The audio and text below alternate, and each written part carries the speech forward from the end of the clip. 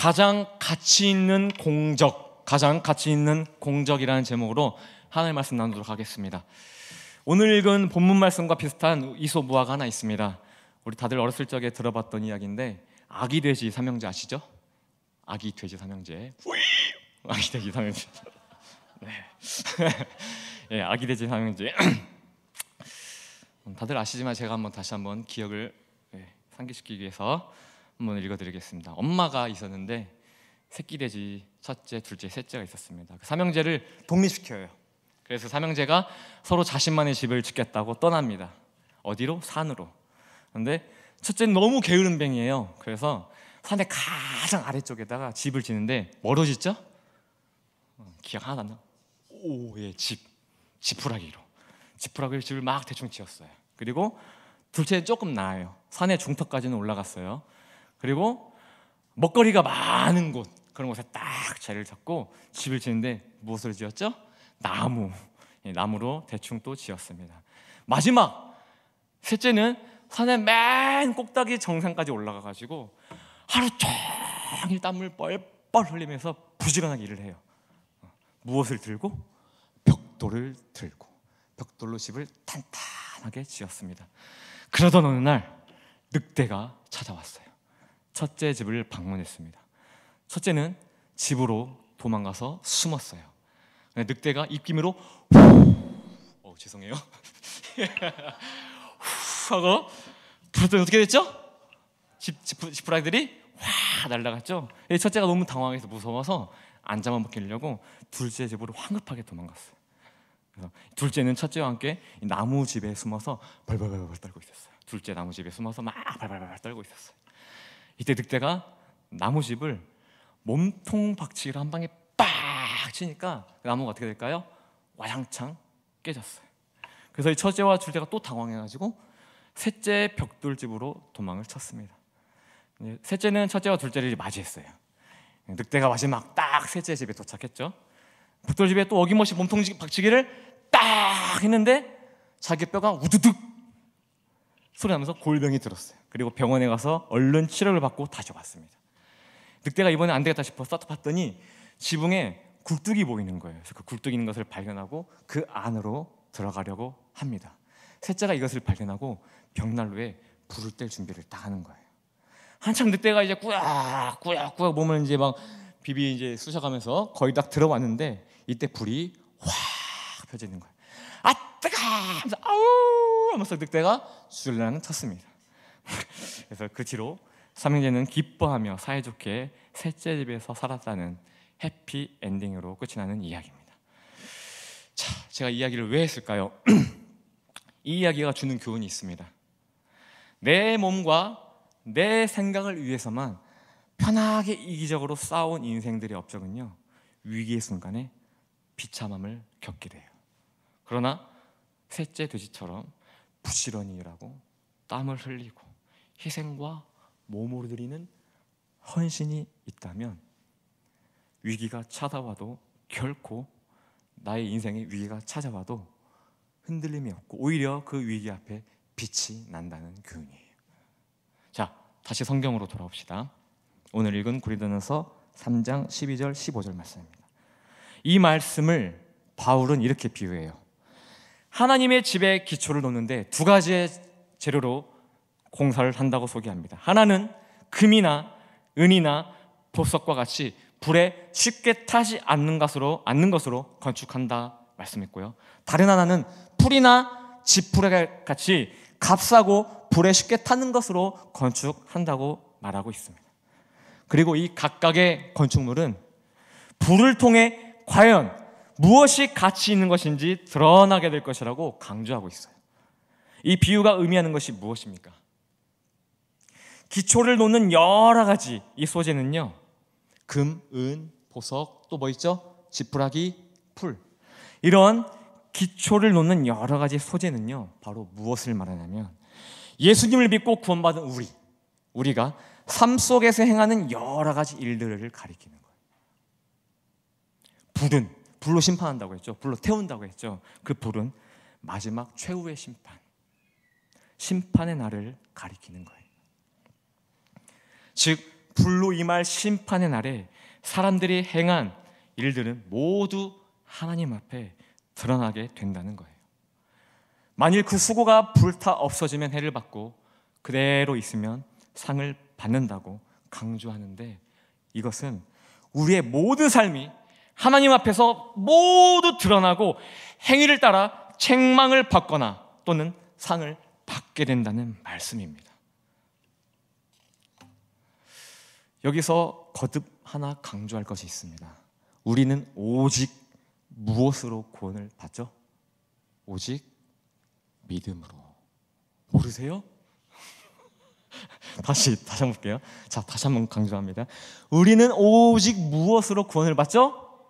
믿음으로. 더 크게. 무엇으로? 믿음으로요. 예. 아멘? 믿으십니까? 아멘. 우리의 아무런 행위나 공로 없이 오직 예수님을 믿음으로만, 심판도 없이 사망에서 생명으로 이르게 된 구원, 이것을 무엇으로 가느냐? 바로 칭의 구원이라고 해요. 칭의 구원. 내가 진실로 진실로 너희에게 이르노니 내 말을 듣고 또 나 보내신 이를 믿는 자는 영생을 얻었고 심판에 이르지 아니하나니 사망에서 생명으로 옮겼느니라. 아멘. 이것이 이신칭의예요. 칭의 구원. 오직 믿음으로 구원을 받았다. 칭의 구원.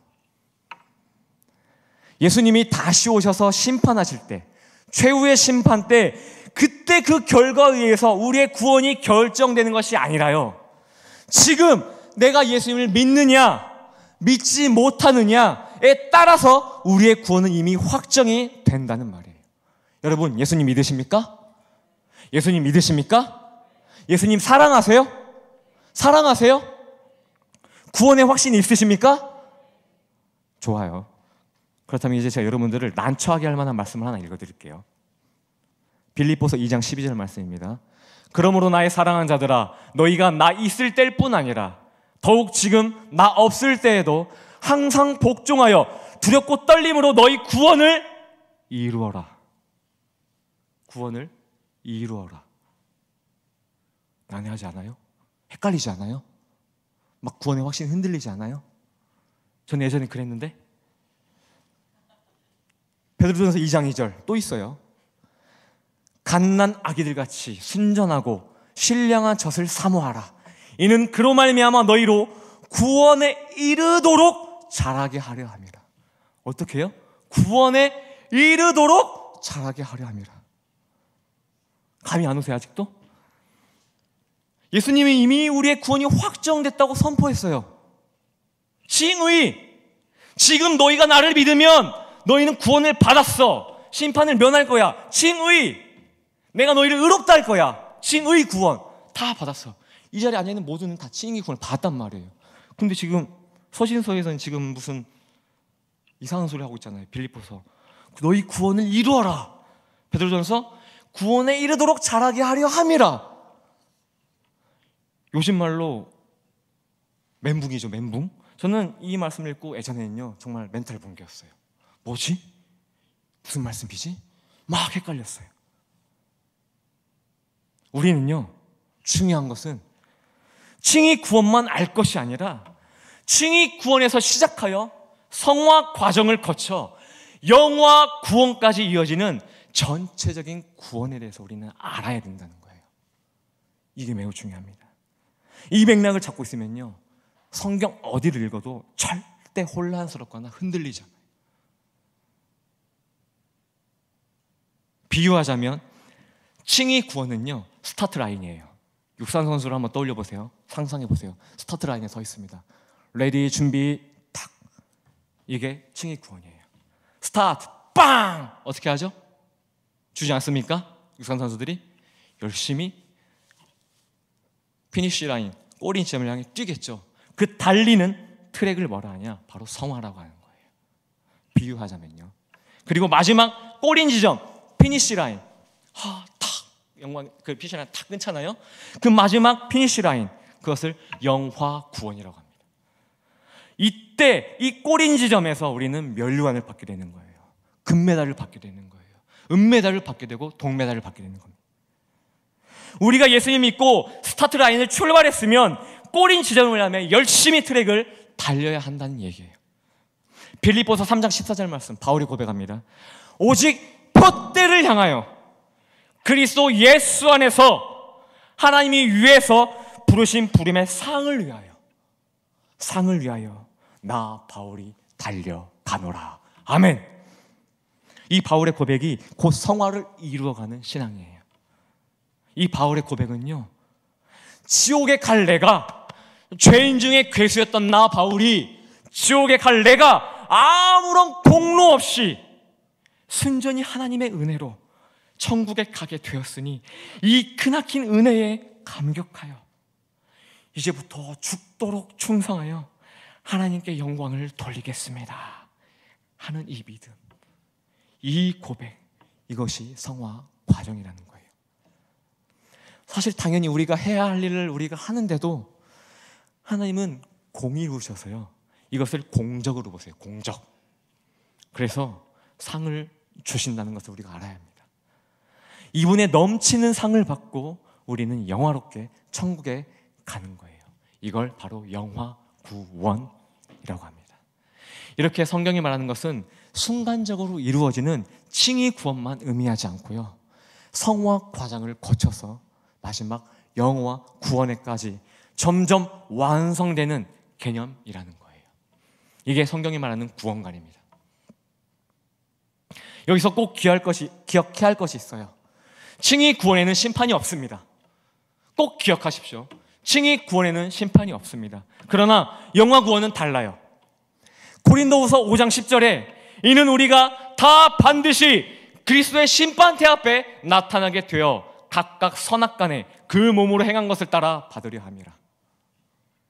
맞죠? 그리고 오늘 읽은 말씀, 누구든지 금이나 은이나 보석이나 나무나 불이나 집으로 이 터 위에 세우면 각 사람의 공적이 나타날 터인데 그날이 공적을 훤히 밝히리니 이는 불로 나타내고 그 불이 각 사람의 공적이 어떠한 것을 시험할 것임이라. 만일 누구든지 그 위에 세운 공적이 그대로 있으면 상을 받고 누구든지 그 공적이 불타면 해를 받으리니 그러나 자신은 구원을 받되 불 가운데서 받은 것 같으리라. 최후의 심판 때, 예수님이 재림하셨을 때 우리의 행위와 우리의 공적에 대해 심판한다고 고린도 후서와 고린도 전서에 대해서 말씀하고 있어요. 지금 이 교회가 불에 타서요, 붕괴됐어요. 주저앉았어요. 여기 있는 우리 모두가 다 죽었다고 칩시다. 우리 모두는 칭의 구원으로 천국에 가요. 그리고 언제일지 모를 예수님 재림 때 최후의 심판이 있을 것입니다. 그리고 우리 모두는 다시 부활해요. 계시록의 말씀입니다. 이때 구원받은 성도들 가운데 어느 성도는 하나님께 칭찬을 받고 상급과 함께 영화로운 구원을 새하늘과 새 땅으로 다시 들어가겠지만, 어떠한 성도는요, 하나님께 책망받고 상급은 없지만 그래도 주님과 함께 영원한 삶을 누린다는 거예요. 정리되시나요? 우리 모두는요, 칭의 구원 받았다고 해서 끝이 아니에요. 우리 마음대로 살아서는 안 된다는 거예요. 마지막 영화로운 구원을 받기 위해 살아가야 한다는 겁니다. 그러기 위해서는 우리가 살아있을 때 이 땅에서 공적을 쌓아야 돼요. 내 생각에 크고 화려한 그런 공적을 세웠는데 과연 이것이 하나님이 공적으로 인정하시겠냐를 한번 우리가 진지하게 생각해 봐야 합니다. 선한 일을 하면, 교회를 위하여 큰 일을 하면 이것이 나의 공적인 것으로 판단될 때가 너무나 많아요. 그렇지 않아요?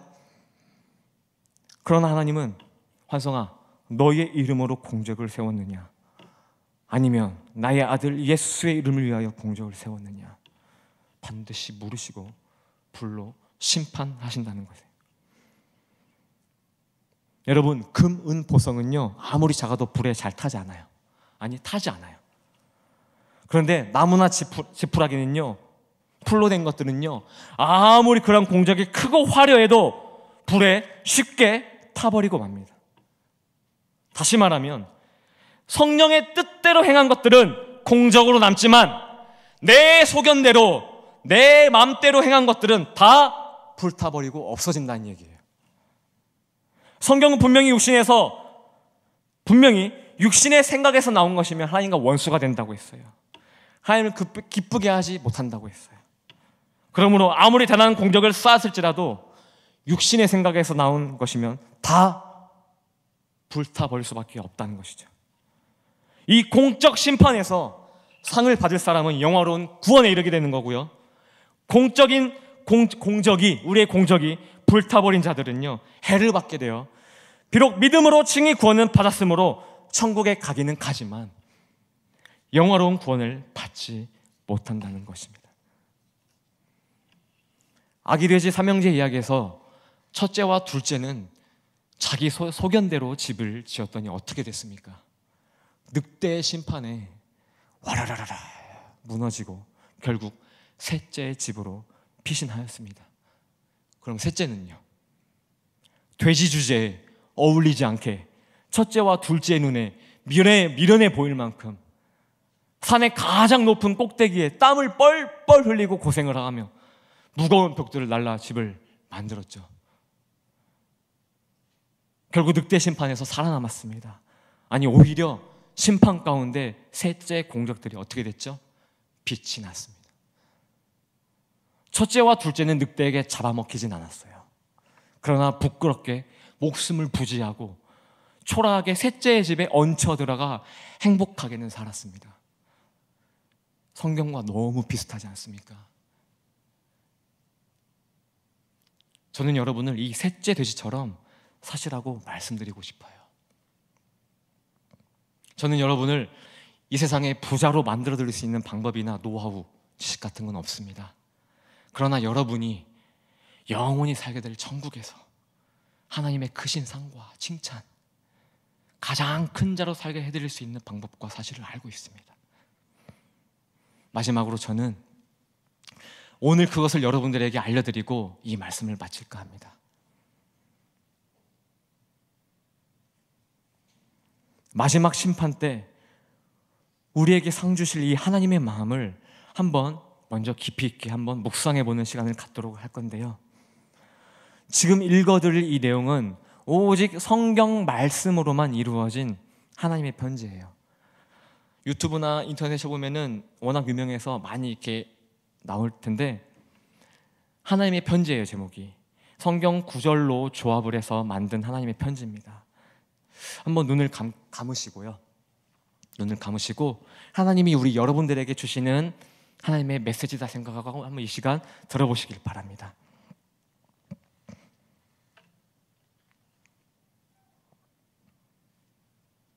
안 나와요? 키보드 좀 켜주세요, 간사님. 네. 나는 너를 살피고 너에 관한 모든 것을 알고 있단다. 너의 앉고 일어섬을 알고 너의 모든 행동을 익히 알고 있단다. 너가 모태에서 형상이 만들어지기 전에 나는 너를 알았단다. 너는 나의 형상대로 창조되었기 때문이지.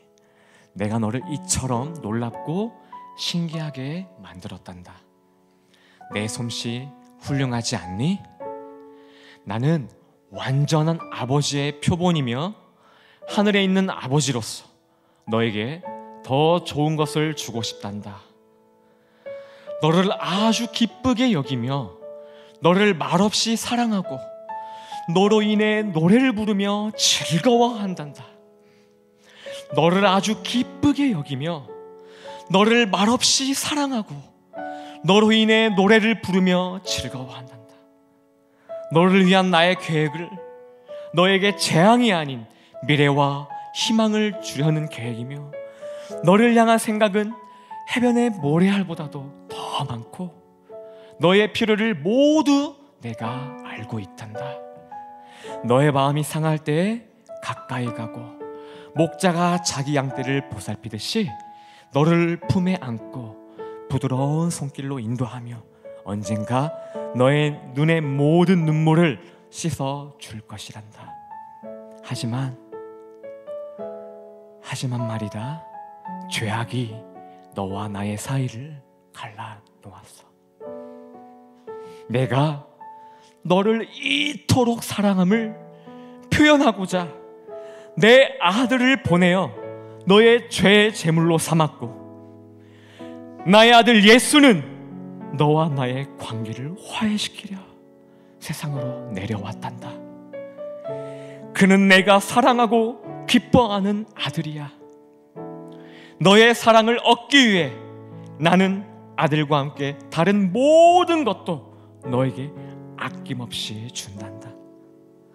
어떠한 피조물도 어떠한 존재도 예수 안에 있는 나의 사랑에서 너를 끊을 자가 없단다.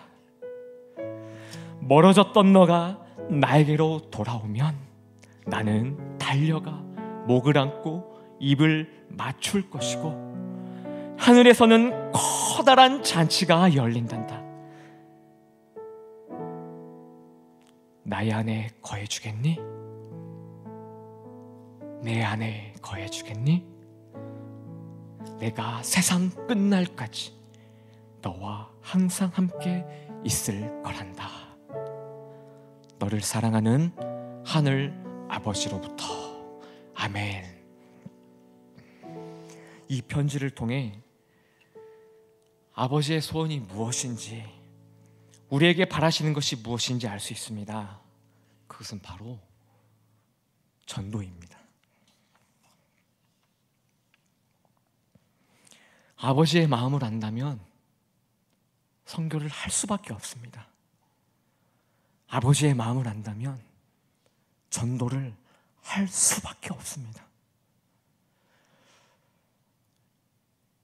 내 육신은요, 내 생각은요, 내 직분은 전도사지만 전도가 어렵고, 때로는 전도가 부끄럽고요, 때로는 전도가 귀찮지만, 그래도 아버지의 마음을 안다면, 아버지의 마음을 조금이라도 헤아린다면 억지로라도 해야 합니다. 그것이 아버지의 소원이니까요. 성경에서는 천국에서 유일하게 잔치가 벌어지고 기뻐하는 때는 바로 잃은 양 하나를 찾을 때라고 말씀합니다. 천국에서 유일하게 잔치가 벌어지고 유일하게 기뻐할 때는 딱 한 번이래요. 언제? 잃은 양을 찾았을 때, 죄인 하나가 회개하고 하나님 자녀가 되는 때, 그때래요. 아까도 말씀드렸듯이요, 불에 타고 남게 되는 공적, 그 공적을 보시고 하나님은 상을 주신다고 하였습니다. 성령님을 통해 쌓은 공적은 절대 불에 타지 않습니다. 아니, 오히려 찬란하게 빛을 발할 것입니다. 여러분, 성령님은요, 하나님의 영이세요. 하나님의 깊은 곳까지도 통달하시는 분이에요. 아버지의 마음을 가장 잘 헤아리시는 분이십니다. 그분이 성령님이에요. 그 성령님이 이 땅에 내려오신 근원적인 이유가 무엇입니까? 그 답은 사도행전 1장 8절에 나와 있어요. 오직 성령이 너희에게 임하시면 너희가 권능을 받고 예루살렘과 온 유대와 사마리아 땅끝까지 이르러 누구의 증인이 되리라? 내 증인이 되리라. 내 증인이 누구예요? 십자가 복음이죠. 하나님의 아들 예수님이죠. 이것 때문에 오셨어요.